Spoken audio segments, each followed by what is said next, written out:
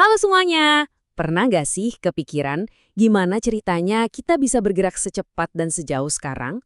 Nah, kali ini kita bakal bahas kisah luar biasa tentang gimana manusia menaklukkan jarak. Ini adalah cerita tentang cara kita belajar bergerak. Coba deh bayangin sejenak. 160 kilometer. Itu kira-kira jarak dari Jakarta ke Bandung. Kalau Anda jalan kaki non-stop, bisa lebih dari 30 jam. Tapi pertanyaannya bukan cuma berapa lama, tapi apa ya mau dilakuin? Soalnya, buat sebagian besar nenek moyang kita, dunia di luar desa mereka itu udah kayak dunia lain. Perjalanan jauh itu bahaya, mahal, dan super-duper lambat. Nah, ini dia kisah tentang serangkaian terobosan yang ngeruntuhin batasan itu dan ngehubungin kita semua di dunia modern. Oke, kita mulai dari lompatan besar yang pertama. Momen di mana manusia mulai ngakalin gesekan dan jarak pakai kekuatan alam dan mesin-mesin yang sederhana. Ini adalah fondasi dari semua yang bakal kita lihat selanjutnya. Coba perhatiin titik-titik awal ini. Dengan menjinakkan hewan, kita dapat mesin hidup pertama kita. Terus dengan ditemukannya roda, kita nemuin cara buat ngecit hukum fisika. Perahu itu ngasih kita jalan tol pertama kita, sungai. Dan bangsa Romawi, wah, mereka ngerti banget kalau mau menguasai dunia, lu harus bisa melintasinya dengan cepat. Oke, mari kita bedah sedikit. Roda itu jenius banget karena kesederhanaannya. Sebelum ada roda, kalau mau mindahin barang, ya harus diseret. Ngelawan gesekan di setiap senti permukaannya. Capek banget. Tapi, roda mengubah gesekan geser yang gede itu jadi gesekan gelinding yang jauh lebih kecil di porosnya. Ini benar-benar game changer. Sebuah trik fisika yang bikin peradaban bisa mindahin lebih banyak barang, lebih jauh dengan tenaga yang lebih sedikit. Ya iyalah, punya kendaraan canggih juga percuma kalau nggak ada jalannya kan? Itulah kenapa infrastruktur jadi krusial banget. Jalanan Romawi dan terusan besar di Tiongkok itu bukan sekedar proyek bangunan. Mereka itu ibarat pembuluh darah yang bikin perdagangan, pasukan, dan ide-ide baru bisa ngalir ke seluruh penjuru kekaisaran. Sekarang, kita lompat ke babak berikutnya yang gak kalah seru. Momen di mana kita, manusia, akhirnya bisa bebas dari batasan otot dan angin. Ini adalah saat kita belajar menciptakan tenaga kita sendiri, sesuai kemauan kita. Coba lihat deh kontrasnya. Di satu sisi, ada batas biologis. Kuda perlu istirahat, perlu makan, dan cuma bisa lari secepat itu. Di sisi lain, ada kuda besi. Batasannya bukan lagi daya tahan, tapi seberapa banyak bahan bakar yang bisa kita kasih. Ini pergeseran yang fundamental banget. Dari yang tadinya bekerja sama dengan alam, jadi menguasai sumber energi buat menciptakan kekuatan sesuai keinginan kita. Lihat deh betapa cepatnya semua ini terjadi. Gila kan? Ribuan tahun kita cuma ngandalin kuda. Tiba-tiba dalam waktu kurang dari 150 tahun, kita udah pindah dari uap ke bensin sampai akhirnya bisa terbang. Setiap penemuan ini dibangun di atas penemuan sebelumnya, menciptakan akselerasi inovasi yang ngubah wajah planet ini selamanya.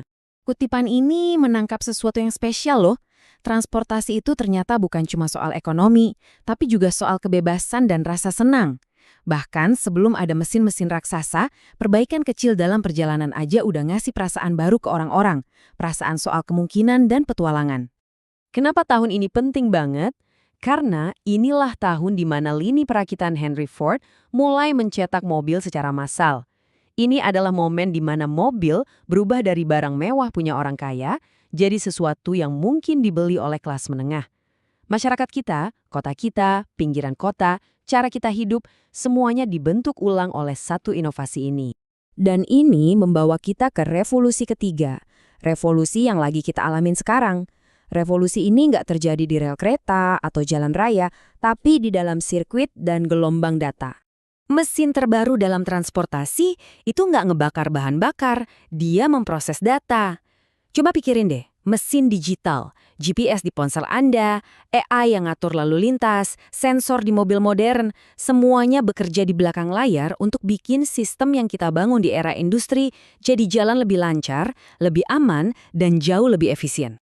Kalau revolusi industri itu tentang ngebuka kekuatan bahan bakar fosil, revolusi saat ini justru tentang menemukan cara untuk bergerak tanpanya.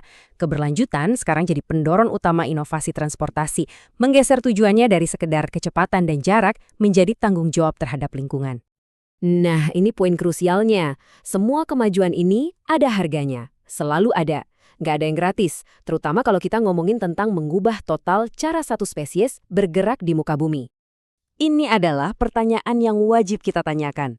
Kita memang berhasil membangun dunia dengan mobilitas yang luar biasa. Tapi setiap mesin yang menderu dan setiap jalan yang kita bangun, itu meninggalkan jejaknya. Dan inilah bonnya. Kecepatan dan kenyamanan itu kita bayar dengan polusi dan macet. Kemampuan buat pergi kemana aja seringkali berarti kita jadi kecanduan bahan bakar fosil. Ini adalah masalah-masalah warisan dari revolusi sebelumnya. Dan ya, sekarang giliran generasi kita untuk menyelesaikannya. Jadi, setelah kita paham masa lalu dan tantangan masa kini, yuk kita lihat kemana jalan ini akan membawa kita selanjutnya. Gelombang teknologi transportasi berikutnya udah ada di sini loh. Mobil listrik lagi mengubah apa bahan bakar perjalanan kita. Kendaraan otonom menjanjikan perubahan soal siapa atau apa yang ada di balik kemudi. Dan konsep-konsep kayak Hyperloop menantang pemikiran kita soal seberapa cepat kita bisa melintasi daratan. Evolusi ini masih jauh dari selesai. Dan ini dia pemikiran terakhirnya. Roda memecahkan masalah gesekan. Mesin uap memecahkan masalah tenaga. Mobil memecahkan masalah mobilitas pribadi. Nah sekarang, saat kita mengembangkan mobil listrik, kendaraan otonom, dan sistem transportasi pintar, masalah mendasar apa sih yang sebenarnya lagi coba kita atasi? Apa kita cuma mencoba menyelesaikan masalah keberlanjutan? Atau kemacetan? Atau mungkin kita sedang mencoba memecahkan masalah yang lebih dalam? Bagaimana cara bergerak tanpa meninggalkan jejak sama sekali? Itulah pertanyaan yang akan menentukan 100 tahun ke depan dalam perjalanan manusia.